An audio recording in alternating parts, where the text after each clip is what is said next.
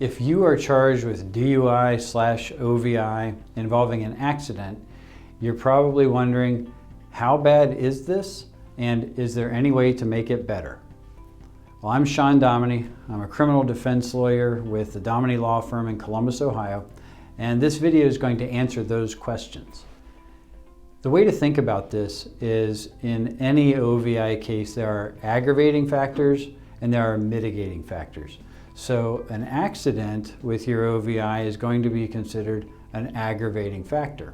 And so the judge is going to take that into account when determining the sentence. And one thing you should also keep in mind is the sentences for OVI involve mandatory minimum sentences and possible maximum sentences.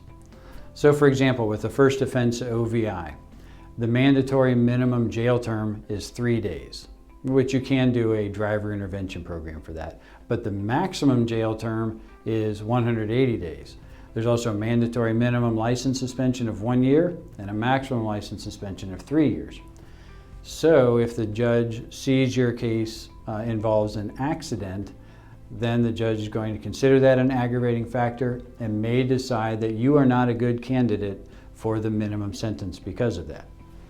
But not all accidents are the same. I mean, some are so serious that they cause serious physical harm or death, and then you're looking at vehicular homicide or vehicular assault. But assuming yours isn't that bad, there's still different levels of them. You know, you could have a scratch on a bumper versus making a car flip over.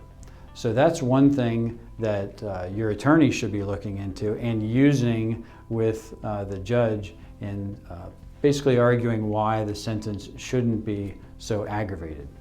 The other thing your attorney should be doing, and how we make it better, is contesting the case. Because even though you're charged with OVI and there's an accident involved, that doesn't mean you're guilty. The prosecution still has to prove your guilt. And so your lawyer should be looking at all of the evidence, looking for ways to keep out the bad evidence, and looking for ways to demonstrate how the remaining evidence doesn't prove your guilt. So that's what we do. We contest the case, and while we're doing that, because it's going to take some time, we're also going to make some recommendations for things you can do that would be mitigating factors. So if you're charged with OVI and there's an accident involved, this is a case that you want to take seriously.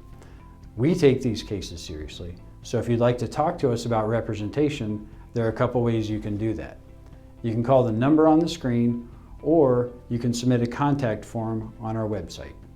Either way, we look forward to talking with you, and we hope you find this information is helpful.